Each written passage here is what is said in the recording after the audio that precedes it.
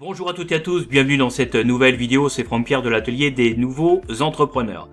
Dans cette capsule aujourd'hui les amis, ce que je vous propose c'est de faire l'inventaire des avantages et des inconvénients de la SASU étant une SAS avec un actionnaire unique et en l'occurrence, eh bien ça va être vous par rapport à votre projet, d'accord? Vous êtes très nombreux sur Facebook et sur Messenger à me poser un certain nombre de questions sur cette forme de société, sur ce véhicule juridique, et à vrai dire vous êtes assez nombreux à hésiter entre la création d'une micro-entreprise et la création d'une SASU. Donc on va voir tout ça dans cette vidéo, on va voir les avantages et les inconvénients, et surtout on va voir des bonnes questions à se poser pour savoir si la SASU est adaptée ou pas à votre projet. Donc logiquement, à la fin de cette vidéo, eh bien, vous serez en mesure de faire le bon choix, en tout cas, je l'espère, c'est fait pour ça. Alors, on va voir tout ça dans la seconde partie de cette capsule, mais dès à présent, eh bien, je vous invite à vous abonner à la chaîne si c'est pas encore fait. Je vous invite également à cliquer sur la petite cloche qui est au niveau de la chaîne pour pouvoir être au courant, pour pouvoir être notifié de mes prochaines publications de vidéos donc sur la chaîne pour ne rien louper tout simplement. Je vous invite également à vous inscrire au groupe Facebook qui est un groupe donc dédié donc à l'entrepreneuriat qui est constitué de plus de 3500 porteurs de projets et créateurs d'entreprises. Donc le principe il est très simple, vous vous inscrivez sur le groupe, vous posez vos questions, les membres du groupe vous répondent, je vous réponds également et vous pouvez échanger avec donc tout un tas de porteurs de projets et avec notamment des personnes qui ont peut-être des projets similaires aux vôtres, et donc c'est l'occasion, pourquoi pas, de rentrer en contact avec eux pour pouvoir échanger. Donc vous avez tous les liens dans la description de cette capsule. Et puis enfin, je vous invite également à découvrir la bibliothèque des ressources de l'atelier des nouveaux entrepreneurs, qui est donc un centre de ressources qui vient en complément de la chaîne. Vous allez y trouver de nombreux contenus, de nombreux liens. Vous allez y trouver également des vidéos complémentaires, complémentaires à celles que vous voyez, que vous regardez sur la chaîne. Et là encore, tout ça est destiné à vous aider, à vous accompagner dans votre projet, pour vous aider tout simplement à travailler votre projet, pour pouvoir vous permettre de vous lancer dans les meilleures conditions le moment venu. Voilà pour ces quelques annonces, donc vous avez tous les liens dans la description de cette capsule. Et puis sinon, eh bien, je vous retrouve tout de suite dans la deuxième partie de cette vidéo pour rentrer dans le vif du sujet où aujourd'hui donc on va voir en détail la SASU. À tout de suite.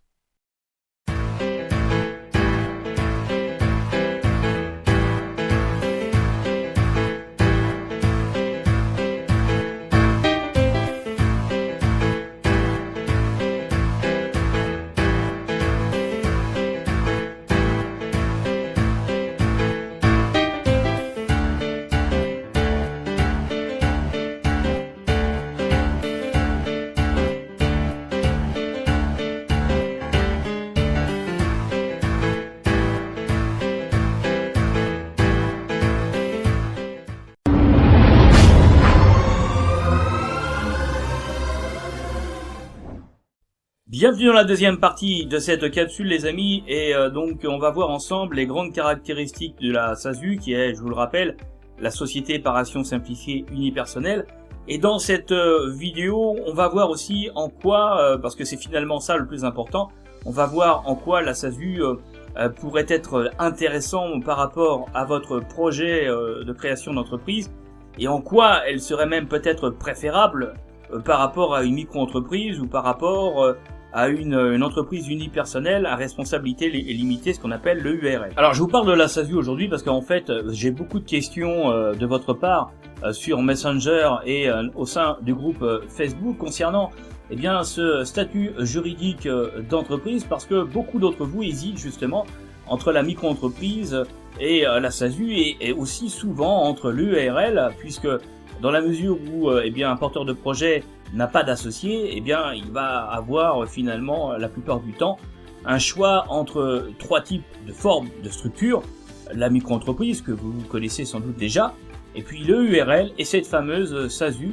Et donc vous êtes nombreux à me demander au final par rapport à votre projet qu'est-ce qui serait le plus intéressant pour vous. Alors en fait, une SASU, eh bien, c'est une SAS avec un associé unique. Et il y a quelques années, eh bien, la forme juridique SAS était plutôt réservée à des projets d'une certaine dimension en termes d'investissement. Bon, aujourd'hui, c'est plus du tout le cas. Et je vois de plus en plus de porteurs de projets, de créateurs d'entreprises qui s'orientent vers cette forme juridique de société qui présente un certain nombre d'avantages. Alors déjà, il n'y a pas de capital minimum, ce qui fait que, eh bien, même pour les petits projets de création d'entreprise, les créateurs d'entreprises, les porteurs de projets vont pouvoir s'orienter vers cette forme juridique. Alors il y a d'autres avantages qu'on va passer donc en revue naturellement dans cette vidéo, mais ce que je tiens d'abord à vous dire, c'est que ce qu'il faut bien comprendre, c'est que en fait, il n'y a pas de bon et de mauvais régime de société, il n'y a pas de bon et de mauvais statut en soi. Et ça, je le dis souvent dans mes vidéos, parce qu'en fait, il n'y a que des statuts juridiques qui vont correspondre ou pas à la typologie de votre projet, à la nature de votre projet, à ce que vous voulez faire, et puis à votre projet de vie aussi personnel, et de tout un tas de paramètres qui peuvent être liés aussi à votre vie familiale, qui peuvent être liés également à la façon dont vous allez vous projeter dans l'avenir en tant qu'entrepreneur, mais aussi en tant que mari, en tant que père de famille aussi. Donc tout ça, ce sont des éléments qui rentrent en ligne de compte et qui vont faire que vous allez plutôt opter pour, par exemple, une SASU ou une EURL ou une micro-entreprise. Et puis, il y a aussi quelque chose qui pèse beaucoup dans la balance et que d'ailleurs beaucoup de porteurs de projets qui veulent créer une micro-entreprise ont tendance à sous-estimer, à ne pas voir, la plupart du temps d'ailleurs par méconnaissance, c'est qu'on crée une société pour pouvoir protéger son patrimoine. C'est-à-dire que dans une entreprise individuelle, par exemple, eh bien, vous exercez votre activité commerciale, votre business, ce qu'on appelle en nom propre.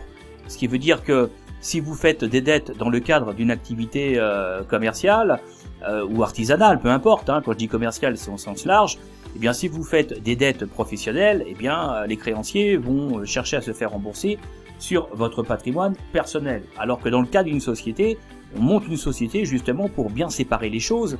Et la seule chose en cas, par exemple, de faillite, de dépôt de bilan, eh bien, la seule chose que vous perdrez, ce sera le montant de vos apports.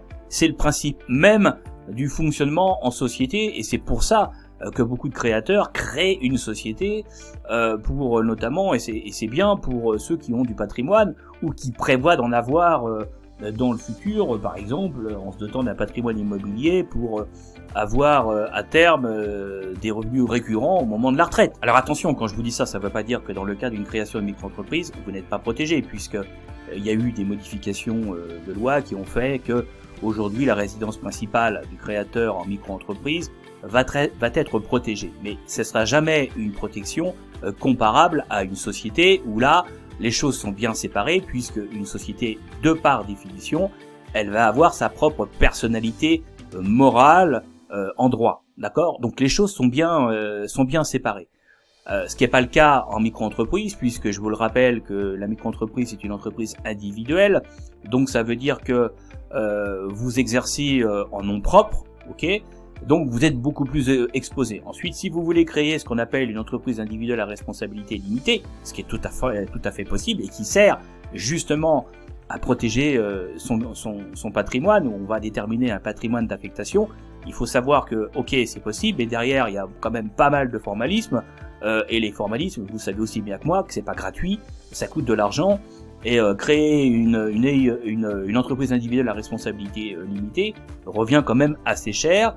Et il faut savoir aussi que vous aurez au final beaucoup plus de contraintes, notamment sur le plan comptable, qui tentent à réduire un peu les avantages justement de la micro-entreprise, qui de par définition a été conçue pour vraiment faire en sorte qu'il y ait très peu de contraintes à la fois comptables, administratives, juridiques, sociales, etc. Vous comprenez ? Donc voilà, même en entreprise individuelle, effectivement, on peut protéger son patrimoine. Maintenant, ce sera jamais aussi bien protégé qu'à travers une société, et ça demande beaucoup de contraintes où il faut passer par exemple un notaire, etc. Bon, il y a des droits d'enregistrement, il y a tout ça, ok ? Donc, la société, et notamment la SASU, eh bien, c'est vrai qu'elle connaît de plus en plus un succès assez conséquent auprès des créateurs d'entreprises. Alors pourquoi ? Eh bien tout simplement parce que, et ça c'est le premier avantage de la SASU, c'est qu'elle offre quand même pas mal de flexibilité en matière d'organisation et de fonctionnement. Parce qu'en fait, ce qu'il faut savoir, c'est que la législation française permet à un associé unique qui veut monter une SASU de pouvoir rédiger ces statuts avec quand même pas mal de liberté comparativement à d'autres formes juridiques de société. Et ça c'est quand même pas mal pour le porteur de projet qui veut monter une SASU, parce que ça lui permet à travers cette liberté qui est accordée dans la rédaction des statuts, de mieux prévoir, de mieux gérer la transition d'une SASU vers une SAS le jour où il a envie de le faire, parce que sa société se développe et qu'il a besoin de réaliser des investissements, et que dans ce cadre-là, eh bien, il va décider d'ouvrir par exemple son capital et de faire rentrer des investisseurs, de faire rentrer de nouveaux apporteurs de capitaux, d'accord? Et donc vous allez avoir beaucoup plus de liberté dans la SASU pour pouvoir le faire que si vous êtes en URL où tout est beaucoup plus fermé, où il va y avoir beaucoup plus de formalisme en termes de droit des sociétés pour pouvoir eh bien passer sur une forme juridique, par exemple SAS, et même SARL d'ailleurs. Donc pour résumer, la SASU, de par la grande liberté accordée à la rédaction des statuts, permet de gérer dans des meilleures conditions, beaucoup plus facilement, le développement d'une société, le passage d'une SASU en SAS par exemple. Et c'est d'ailleurs bien pour cette raison qu'on crée des SAS, c'est que c'est beaucoup plus facile d'avoir des entrées-sorties d'actionnaires, d'apporteurs de capitaux, de financeurs, que dans le cadre d'une SARL où tout est beaucoup plus fermé. D'accord? Alors, autre avantage également que l'on attribue généralement donc aux SAS et aux SASU, c'est que celui qui dirige la société, ce qu'on appelle le président en SASU comme en SAS, eh bien ce dernier va être affilié au régime général. Et donc on va avoir un président de SASU qui va être assimilé au régime général de la sécurité sociale, et qui va donc payer des cotisations sociales comme les salariés, puisque à ce titre, en tant que président de SASU, il est assimilé salarié, d'accord? Donc il va avoir les mêmes taux de cotisation sociale qu'un salarié, et donc il va payer ses cotisations sociales, et puis naturellement aussi cotisations patronales, dès qu'il va percevoir une rémunération. Et ça, si vous créez une SASU par exemple, eh bien c'est le seul statut juridique de société qui permet l'affiliation au régime général. Les autres vont être affiliés à la sécurité sociale des indépendants.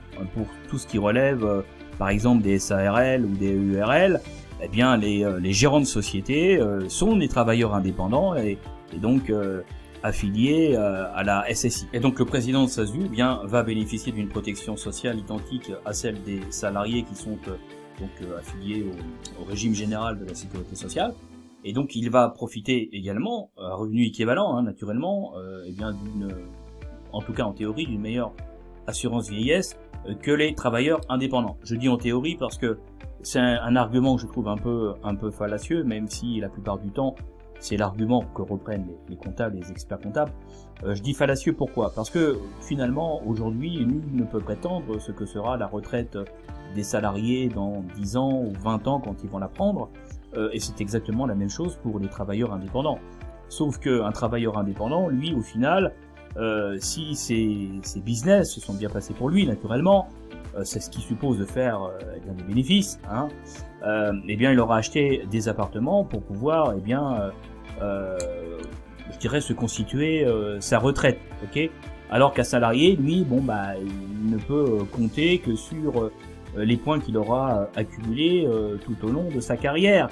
Mais au final, il aura peut-être une retraite, mais à quel niveau de retraite? Et vous savez aussi bien qu'il y a eu beaucoup de débats là-dessus, et que c'est tout l'enjeu d'ailleurs de la réforme des retraites et des discussions qu'il y a sur ce sujet. Donc, affirmer que les salariés sont sûrs d'avoir une meilleure retraite qu'un indépendant, bon, moi je trouve que c'est pas un argument qui aujourd'hui est véritablement recevable.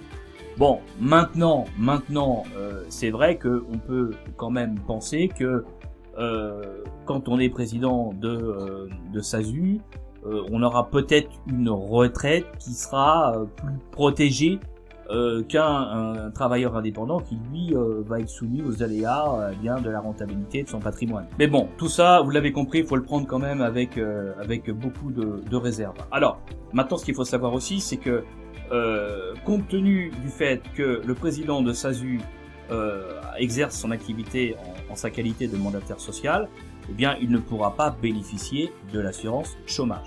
Et donc, à ce titre-là, il ne va pas payer de cotisation d'assurance chômage. Pourquoi? Eh bien, tout simplement parce qu'en droit français, on considère que on peut pas à la fois être employeur et salarié. Vous pouvez pas être les deux en même temps. Vous pouvez pas être votre propre employeur. D'accord? Ça n'a pas beaucoup de sens. Donc, c'est ce qui fait que le mandataire social, le président de SASU comme de SAS, n'aura pas le droit aux assurances chômage. Alors, ce qu'il faut savoir aussi, et ça c'est très important les amis, c'est que en votre qualité de mandataire social, si vous êtes président d'une SASU, eh bien, vous n'aurez pas de cotisation sociale minimale à payer, contrairement aux travailleurs indépendants, contrairement aux travailleurs non salariés. Si par exemple, typiquement, vous êtes gérant de ERL ou gérant de SARL. Mais attention, parce qu'il y a du pour et du contre. Ça veut dire que si vous ne payez pas de cotisation sociale, ça veut dire que vous n'aurez pas de couverture sociale. Alors vous aurez après la faculté de pouvoir demander à être mis sur la sécurité sociale, par exemple, de votre épouse ou de votre époux.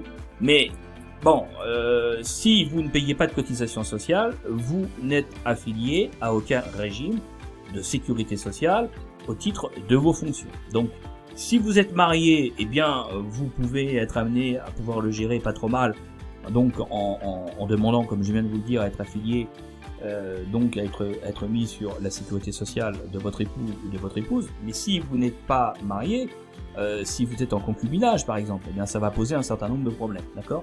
Donc ça, il faut quand même l'avoir en tête. Alors cet avantage qui a aussi ses inconvénients, vous l'avez compris, c'est quand même pas anodin, parce que c'est vrai qu'au démarrage, généralement quand on crée une structure, quelle que soit d'ailleurs la nature de la structure, les 6 premiers mois sont les plus difficiles.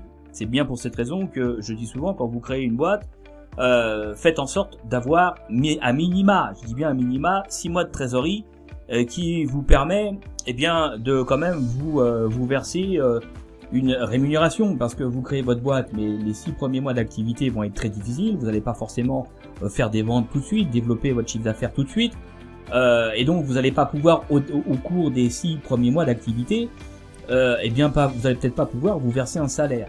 Pendant ce temps-là, il faut quand même payer les factures, il faut quand même réussir à vivre, d'accord? C'est pour ça qu'il faut avoir une trésorerie de réserve. Maintenant, ce qu'il faut savoir, c'est que lorsque vous avez, comme en SARL ou en ERL, à payer des cotisations forfaitaires minimum, bien là vous n'avez pas le choix, vous êtes obligé de les payer puisque c'est des cotisations forfaitaires minimum pour avoir une couverture sociale. Et la trésorerie, il faut la sortir. Et au départ, c'est pas facile, d'accord? Parce que finalement, l'argent que vous avez en caisse, vous préférez le dédier au lancement de votre activité et à son développement plutôt que de devoir payer des cotisations sociales. Mais là, en SARL, en URL, vous n'allez pas avoir le choix. Vous devez y passer, d'accord? Alors qu'en SASU, c'est pas le cas. En SASU, tant que vous vous versez pas de rémunération, vous n'avez pas de cotisation sociale à payer. Alors, autre avantage également important dans le cas d'une SASU, c'est que les bénéfices de votre société sont imposés à l'impôt sur les sociétés ou à l'impôt sur le revenu, mais de manière temporaire. Mais bon, de manière générale, les bénéfices d'une SASU sont en principe imposés à l'impôt sur les sociétés. Donc contrairement aux entreprises individuelles, aux URL ou encore aux entreprises individuelles à responsabilité limitée qui n'ont pas opté naturellement pour l'IS, eh bien, vous ne serez pas imposé personnellement sur les bénéfices réalisés par la société. Votre société ayant sa personnalité juridique propre, c'est elle qui sera directement imposée sur les bénéfices qu'elle aura réalisés. Et ensuite, eh bien, vous partagerez avec vous-même, puisque vous êtes en SASU, les bénéfices qui resteront une fois l'impôt sur les sociétés payé. Vous pourrez donc vous reverser naturellement l'impôt sur les sociétés. Alors néanmoins, ce qu'il faut savoir, c'est que, eh bien, il y a une disposition qui permet à la SASU d'opter temporairement pour le régime des sociétés de personnes. C'est-à-dire, pour faire simple, d'opter pour l'impôt sur le revenu. Parce que depuis la LME du 4 août 2008, eh bien, une SASU, et c'est valable également pour les SAS, eh bien, peut opter pour le régime fiscal des sociétés de personnes, donc l'impôt sur le revenu. Ce qui permet donc à l'associé unique eh bien d'être imposé personnellement sur les bénéfices réalisés par la société. Alors là encore, il faut faire une étude fiscale de votre situation personnelle. Faut pas décider de tout ça comme ça sur un coup de tête naturellement. Donc moi je vous recommande de vous adresser à un expert comptable ou à un avocat fiscaliste. Ça fait partie de leur métier et donc ils vont procéder tout simplement à un inventaire de votre situation personnelle, patrimoniale, familiale. Vous allez discuter avec eux aussi pour tenir compte de vos projets et à partir de là, eh bien, ils vont vous dire si c'est intéressant ou pas d'opter dans le cadre de votre SASU pour une imposition au titre de l'impôt sur le revenu. Et donc, ce qu'il faut bien retenir, c'est que la SASU, donc, c'est une forme juridique de société qui ne permet pas durablement de bénéficier du régime des sociétés de personnes, donc qui permet durablement d'être imposé au titre de l'impôt sur le revenu, contrairement à des formes juridiques autres comme eh bien le URL ou encore l'entreprise individuelle à responsabilité limitée. Alors ensuite, ce qu'il faut savoir, c'est que contrairement par exemple à une micro-entreprise, eh bien la SASU va impliquer beaucoup plus de formalisme, naturellement, vous vous en doutez, on crée là une société. Donc vous allez devoir eh bien rédiger des statuts, il va falloir publier une annonce légale dans un journal d'annonce légale, il va falloir remplir un formulaire de création, ce qu'on appelle le formulaire MO, il va falloir obtenir un certificat de dépôt des fonds pour les apports en numéraire, c'est-à-dire les apports financiers d'argent, d'accord. Ça veut dire que vous allez, par exemple, si vous créez une SASU avec n'importe quoi, un capital de 2000 €, eh bien, il va falloir donc déposer ces 2000 € sur un compte bloqué au sein d'une banque, d'une néobanque, comme Conto ou comme Shine, qui en contrepartie vont vous remettre tout simplement une attestation de dépôt des fonds, d'accord. Et donc tout ça, eh bien, vous allez l'intégrer pour pouvoir constituer votre SASU. Alors ça, naturellement, vous pouvez le faire vous-même si vous avez déjà créé une société dans votre vie ou si vous avez déjà créé plusieurs. Bon, ça n'aura pas pour vous beaucoup de difficultés. Maintenant, si vous ne l'avez jamais fait, moi, je vous recommande pas de le faire vous-même, mais de passer plutôt par des formalistes qui, eux, sont rompus à tout ça et qui vont vous demander tous les justificatifs, qui vont discuter avec vous par rapport à la création de votre structure. Alors, vous pouvez aussi faire rédiger les statuts, mais vous pouvez également reprendre des statuts existants qu'ils vont vous remettre et que vous allez pouvoir personnaliser selon vos souhaits, d'accord? Bon, moi je vous recommande vraiment, si vous avez jamais créé de société de votre vie, de passer par ce type de service. Parce que sinon vous allez faire des erreurs, ou tout du moins vous risquez de faire des erreurs qui vont faire que eh bien votre dossier va pas être immatriculé et tout ça va perdre, vous allez perdre énormément de temps et forcément c'est source de complications administratives. Donc on peut pas être bon dans tous les domaines, on peut pas être au top dans tous les domaines. Donc il faut aussi, sur certaines choses, notamment quand il s'agit d'éléments de droit pour créer une société, eh bien si on l'a jamais fait, il faut accepter eh bien de travailler ou de le faire faire par des gens compétents qui sont habitués à faire tout ça. Et ça je le sais parce que quand je vois le nombre de questions qu'on me pose sur Messenger par rapport à ce type de problème, c'est à tous ceux qui veulent faire les choses eux-mêmes, que ce soit pour la micro-entreprise comme pour la création de société, se retrouvent très souvent et très majoritairement avec des difficultés. C'est à peu près 70% des questions qui me sont posées sur Messenger. Donc je me dis qu'il arrive à un moment quand même où il faut s'interroger sur le fait que ce soit raisonnable ou pas de vouloir tout faire tout seul. Des fois, il faut mieux accepter de payer 60 € auprès d'un formalisme pour une micro-entreprise ou de payer, 100 ou 200 € auprès d'un formalisme pour une création de société, qui reste somme toute très intéressant par rapport eh bien à tous les frais qu'on peut vous demander, parce que généralement dans ces montants-là, c'est des montants qui sont tout compris, d'accord, à quelques exceptions près. Et donc là, vous avez rien à faire, simplement à fournir les justificatifs quand on vous les demande. Et au moins, vous êtes sûr, puisque ce sont des formalistes qui sont derrière, que les gens vont vérifier tout le dossier, ils vont remplir pour vous le dossier, vous n'aurez plus qu'à le signer, et ensuite c'est eux qui se chargent de l'adresser directement en interne au bon CFE, puisqu'ils sont tous ces formalistes sont interconnectés avec les différents CFE. Et quand il y a des soucis, eh bien c'est eux qui gèrent, pas vous, d'accord? Le renvoi des infos va se faire entre eux et le CFE. Et donc c'est des discussions entre professionnels. Vous n'avez plus à intervenir. Et donc ça c'est important parce que ça vous fait gagner un temps monstrueux. Ça vous évite les erreurs, et les tracasseries et tout ce qui va avec. Et ce qui vous permet, vous, pendant ce temps-là, de vous centrer, de vous concentrer sur le plus important, c'est-à-dire votre business, le lancement de votre activité, et de commencer à trouver très vite les premiers clients plutôt que d'avoir à résoudre tout un tas de difficultés, de problèmes administratifs, tout simplement parce que vous avez cru faire des économies en vous occupant vous-même de toutes ces démarches. Alors souvent d'ailleurs vous me demandez sur Messenger si je peux m'occuper de ça pour vous. Alors moi directement non, par contre ce que je peux vous dire dès maintenant, c'est que je suis en train de négocier un partenariat avec le leader du formalisme juridique en France pour la création de micro-entreprises comme la création de sociétés, de façon à ce que les abonnés à ma chaîne YouTube ou encore les membres de mon groupe Facebook puissent bénéficier de tarifs particulièrement avantageux avec des réductions, de tarifs en tout cas très attrayants pour leur permettre de créer une micro-entreprise sans se prendre la tête, hein, sans difficulté, ou de créer une société sans avoir à passer le parcours du combattant, d'accord, avec tous les risques d'erreur qu'il peut y avoir. Alors naturellement, tout ça ne sera pas gratuit, parce que vous savez aussi bien que moi, il n'y a rien de gratuit dans la vie, hein, et que là derrière, ce sont des formalistes donc professionnels qui prennent en charge tout ça.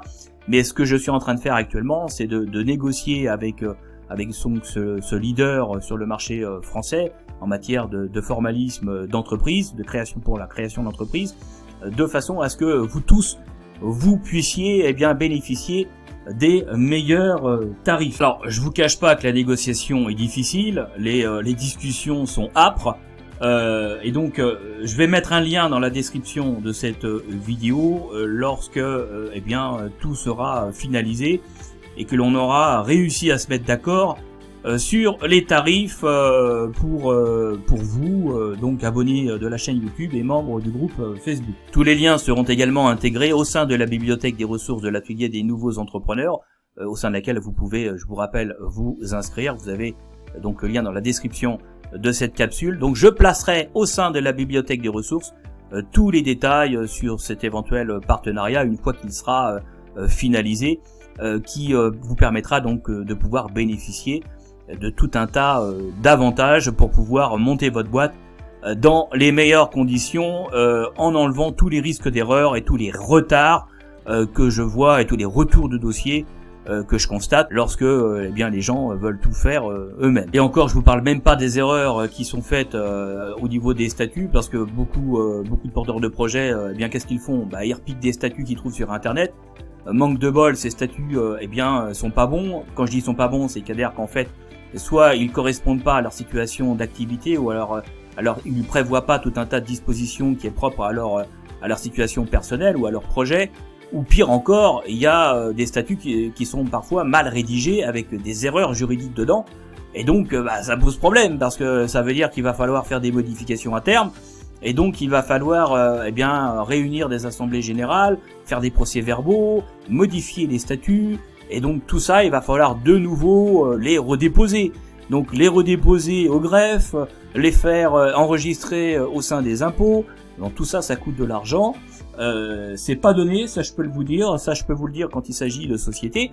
Alors que on aurait pu éviter tout ça si les gens avaient fait correctement le job dès le départ. Bon, s'ils avaient confié ce travail à des formalistes, tout aurait été carré dès le départ et ils n'auraient pas perdu tout ce temps et tout cet argent. Et donc, forcément, quand on est obligé de faire 2 fois le même travail, tout ça, on y perd beaucoup de temps et on y perd beaucoup d'argent. Donc, s'il vous plaît, après vous faites ce que vous voulez, hein, vous êtes des adultes. Mais ne faites pas n'importe quoi, ne vous improvisez pas formaliste, ne vous improvisez pas juriste. Il y a des gens dont c'est le travail. Donc franchement, si j'arrive en tout cas à bien négocier le truc pour donc les abonnés de la chaîne et les membres du groupe Facebook, passer par le biais de formalistes à des prix intéressants, je vais tout faire pour négocier donc les meilleurs tarifs pour vous. Mais ne vous laissez pas embarquer dans des trucs d'amateurs en voulant faire les choses vous-même. Voilà, petite parenthèse et fin de la parenthèse. Dernière chose que je voulais vous dire également par rapport au respect d'un certain formalisme pour créer une SASU, c'est que on a souvent les conventions réglementées qui sont très très importantes. Les avocats adorent ça, et c'est vrai que dans les conventions réglementées, on peut mettre énormément de choses pour pouvoir gérer finalement toute la vie et toute évolution de la vie de la société. Donc là encore, ça s'improvise pas, il faut passer par le biais de formalisme. Alors, autre avantage également de la SASU, c'est la limitation de la responsabilité de l'associé unique qui va créer cette société. C'est-à-dire que l'associé unique d'une SASU, va être responsable des dettes dans la limite de ses apports. Alors, sauf, naturellement, vous vous en doutez, sauf s'il accorde personnellement des garanties dans le cadre d'un emprunt, par exemple, pour financer le développement ou l'activité de l'entreprise qu'il va créer. Donc pour résumer, ça veut dire que si vous créez une SASU et que vous déposez le bilan dans 6 mois, 1 an, eh bien, vous perdrez le montant de vos apports, mais ça se limitera à ça. On ne viendra pas vous chercher, on ne viendra pas rembourser les dettes sur votre patrimoine personnel. Alors, petit bémol quand même, la responsabilité est limitée aux apports, ok, à condition que vous ne fassiez pas n'importe quoi. C'est-à-dire que si vous commencez à piocher dans la caisse, à faire du détournement de fonds, à faire des fausses factures, vous voyez un peu le tableau. Bon, bah forcément, là, votre responsabilité personnelle en tant que mandataire social, en tant que président, va être engagée. Et donc, les avocats de vos créanciers, c'est-à-dire ceux à qui vous avez laissé une ardoise, eh bien, vont démontrer que vous n'avez pas été quelqu'un de sérieux, vous n'avez pas du tout été responsable, et que vous n'avez pas géré, entre guillemets, votre entreprise en bon père de famille. Vous avez fait vraiment n'importe quoi, et c'est ce qui a causé la perte de votre entreprise. Et donc, dans ce cas-là, les avocats des créanciers à qui vous laissez une ardoise vont chercher à vous mettre en responsabilité. Et bon, pour en arriver à ce point-là, faut quand même charger la barque quand même pas mal. Il faut vraiment avoir fait n'importe quoi pour en arriver là. Alors, autre avantage également, le modèle en SASU, eh bien, ça permet de faciliter le développement de l'entreprise. Pourquoi ? Eh bien, tout simplement parce que si vous voulez vous développer, que vous avez besoin, eh bien, par exemple, d'argent, de capitaux, eh bien, vous allez ouvrir votre capital. Soit vous allez céder une partie de vos titres, soit vous allez faire une augmentation de capital pour faire rentrer de nouveaux actionnaires. Donc là, il va simplement falloir adapter les statuts, passer d'un mode SASU en mode SAS classique. Donc il y aura donc les statuts à modifier, à faire de nouveaux enregistrements, et puis voilà, vous avez une continuité d'activité, alors que si vous êtes en micro-entreprise ou en entreprise individuelle classique, il faudra faire une cessation d'activité pour ensuite créer une société, donc créer une entreprise avec sa nouvelle activité, vous intégrant vous et vos associés. Donc c'est pas la même chose, il y a aussi une continuité des contrats juridiques qui ont déjà été signés préalablement dans le cadre d'une SASU, d'accord ? On peut reprendre tout ça. Donc, pour faire simple, c'est beaucoup plus facile de faire avancer, de faire évoluer plutôt son entreprise compte tenu des différentes périodes de développement avec une SASU qu'en étant par exemple en micro-entreprise. Alors autre chose également avec la SASU, c'est que cette forme de société va faciliter la transmission de l'entreprise. Pourquoi ? Eh bien tout simplement parce que votre capital va être fractionné, va être réparti en actions, et donc vous allez céder des actions. Si vous voulez par exemple passer d'une SASU en mode SAS, et puis si vous voulez revendre votre structure, eh bien c'est exactement pareil, vous allez vendre des titres, et si vous voulez par exemple faire une transmission, transmettre votre entreprise par exemple à vos enfants, eh bien vous allez tout simplement là encore céder des parts, céder des actions, d'accord ? Les parts sociales, c'est pour la SARL et l'URL. Là, on parle d'actions, en société, par action simplifiée. Bref, pour faire simple, ce sera toujours plus facile de partager des actions ou céder des actions entre vos héritiers que de partager un fonds de commerce qu'il va falloir de toute façon pour faire le partage revendre, d'accord ? Et puis les droits également de mutation, ce qu'on appelle le droit de mutation, lorsqu'il y a une cession d'actifs, eh bien, sont quand même pas les mêmes. Parce que bon, les cessions d'actions sont soumises à un régime fiscal qui seront toujours plus légers que les cessions de fonds de commerce, parce que bon, les droits d'enregistrement sont de 0,1% contre 3% après un abattement proportionnel de 23 000 € pour les parts sociales qui sont donc des titres de SARL par exemple, d'accord, ou encore de 0 à 5% sans plafonnement pour les cessions d'un fonds de commerce. Donc ça fait réfléchir quand même à deux fois. Hein. Pour cette raison que je dis souvent que vraiment la forme juridique de votre entreprise pour exercer votre activité doit être réfléchie, et il faut vraiment que ce soit adapté à la nature de votre projet. Est-ce que c'est un projet industriel ou pas, etc. Enfin, vous voyez, faut réfléchir à tout ça, puis il faut réfléchir aussi à votre situation personnelle, fiscale, familiale, à votre projet de vie, et tout ça rentre en ligne de compte avant de choisir au final le véhicule, hein, parce qu'une forme juridique d'entreprise, c'est quoi ? C'est ça, c'est un véhicule, le véhicule dans lequel vous allez vous retrouver pour pouvoir exercer votre activité. Et puis dernier avantage pour la SASU que je vois pour en finir avec cette vidéo, c'est que la SASU, eh bien, au final, c'est un statut quand même qui est pas mal pour pouvoir bénéficier du maintien des allocations chômage. Parce que le président de SASU qui a opté pour le maintien de ces allocations chômage et qui, naturellement, ne prend pas de rémunération, typiquement, eh bien, elle vient de se lancer et comme je vous le disais tout à l'heure, les 6 premiers mois d'activité sont souvent assez difficiles. On peut pas forcément, l'activité ne permet pas forcément de se dégager une rémunération tout de suite. Eh bien, le président de SASU, qui a opté pour le maintien de ses allocations chômage, eh bien, va continuer de toucher l'intégralité de ces allocations. Ça, c'est quand même très souvent une bouffée d'oxygène. Donc là, on a quand même un avantage qui est relativement intéressant pour les entrepreneurs en cours d'indemnisation, qui pourront continuer, eh bien, à percevoir leurs allocations lorsqu'ils prévoient de ne pas se rémunérer, par exemple, au départ. Alors d'ailleurs, j'en profite, petite précision au passage, je vous donne quand même l'info. L'entrepreneur qui exerce en URL et qui est soumis à l'impôt sur les sociétés peut également continuer de percevoir ses allocations en intégralité lorsque, eh bien, ses fonctions de mandataire social donc ne sont pas rémunérées. Puis dernière petite chose que je voulais également vous dire avant d'oublier, c'est que les dividendes qui sont versés donc par une SASU ne supportent pas les cotisations sociales. Et ça, c'est très important parce que c'est pas le cas dans une SARL ou encore dans une URL. Ça aussi, il faut bien l'avoir en tête, hein, les dividendes perçus par donc le gérant donc associé unique d'une URL soumis à l'impôt sur les sociétés, mais comme un entrepreneur individuel en EURL, et de la même manière que si vous avez par exemple une SARL, donc vous êtes associé avec quelqu'un, eh bien ces sociétés sont soumises à l'impôt sur les sociétés, et les dividendes qui sont versés, donc après paiement de l'impôt sur les sociétés, eh bien les dividendes sont assujettis aux cotisations sociales sur une partie de leur montant.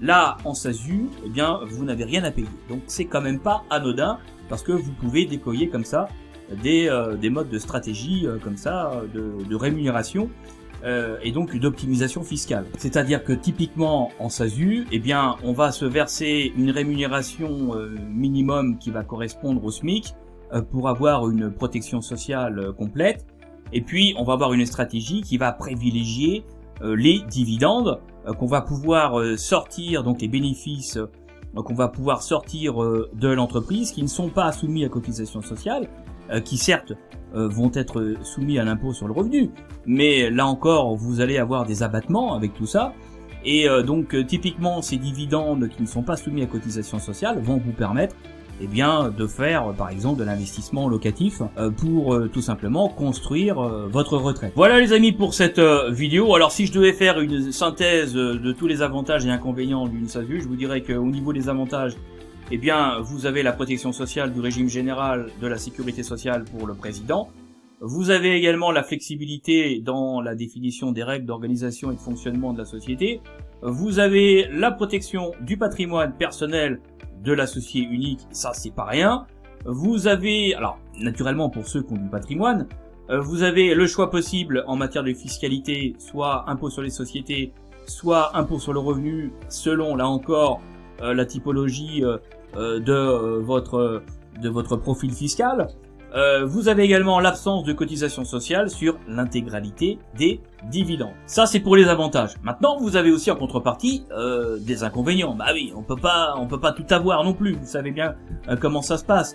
Donc au niveau des inconvénients, au niveau d'une SASU, eh bien vous allez avoir le coût élevé des cotisations sociales par rapport à celui des dirigeants affiliés à la sécurité sociale des travailleurs indépendants, puisque là vous êtes assimilé salarié, donc les taux de cotisation sont plus élevés, et vous payez cotisation sociale personnelle, et vous payez également charges patronales.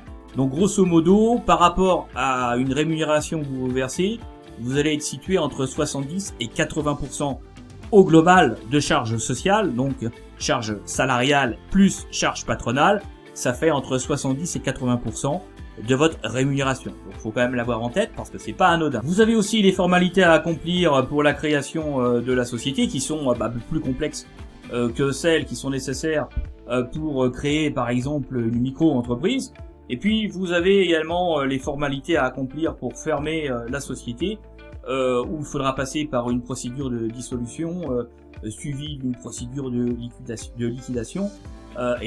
Tout ça nécessite là encore plus de procédures, plus de formalisme, hein, d'accord? Mais là encore, vous pouvez passer par le biais de services de formalisme, comme je vous le disais tout à l'heure, qui prennent en charge tout ça, moyennant paiement puisqu'il s'agit d'un service, et au final, vous vous cassez pas la tête et vous gérez très bien les choses. Mais bon, il y a plus de formalisme que pour une micro-entreprise, mais d'une manière générale, à partir du moment où vous créez de toute façon une société, vous aurez toujours plus de formalisme. Donc vous voyez, la SASU, c'est une forme juridique qui présente beaucoup d'intérêt pour les créateurs d'entreprises, et c'est pour cette raison qu'il y en a quand même pas mal d'entre vous qui s'y intéressent.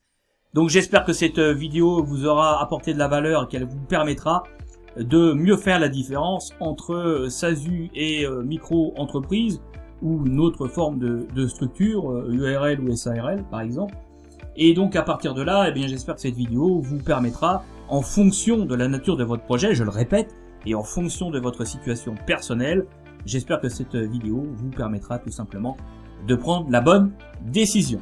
Voilà pour cette vidéo les amis. Si vous avez des questions, vous pouvez me les poser à travers les commentaires, vous pouvez me les poser via Messenger, via le groupe Facebook. Je vous invite à vous abonner à la chaîne si ce n'est pas encore fait, de vous inscrire au groupe Facebook et aussi de vous inscrire à la bibliothèque des ressources de l'atelier des nouveaux entrepreneurs.